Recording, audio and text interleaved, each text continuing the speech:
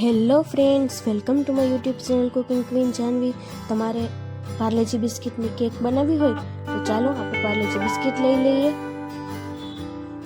આવી રીતના મેં મોટા પેકેટ લીધા છે 3. એનો એકદમ ફાઇન ભૂકો કરી નાખવાનો આ રીતે. જોઈ શકો છો કેટલો બારીક ભૂકો કર્યો છે અહીંયા. ત્યારબાદ એમાં દૂધ ઉમેરવાનું અને એકદમ એવી રીતના કરી લેવાનું. જેમ જેમ દૂધ ઉમેરશે કન્સિસ્ટન્સીમાં ફેર થતો જશે.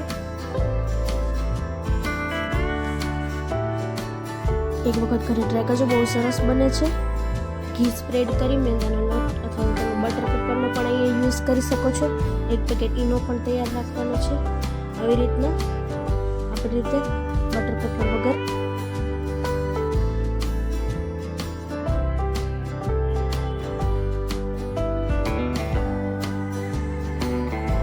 આપણે એમાં ઈનો કરીશું. એકદમ બરાબર રીતે મિક્સ કરી દઈશું.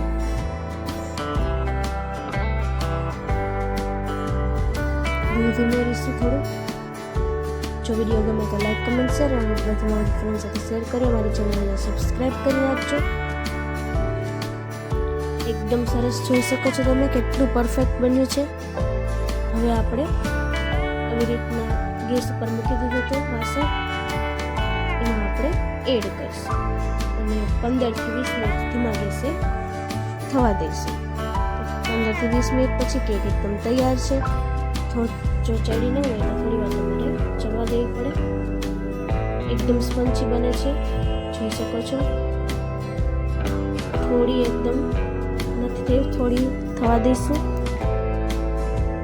થોડી વાર પછી કેક એકદમ તૈયાર છે.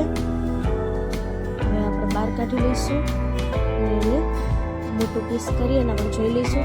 બહુ જ સરસ સ્પંચી બની છે કેક. પાર્લેજી બિસ્કિટમાંથી બનાવી છે. એક વખત ઘરે તમે ટ્રાય કરજો. આવી રીતના એકદમ સ્પંચી બની છે. જો એક વખત ઘરે ટ્રાય કરજો અને પછી મને કમેન્ટ બોક્સમાં કહેજો કે આ રેસીપી તમને કેવી લાગી. Thank you.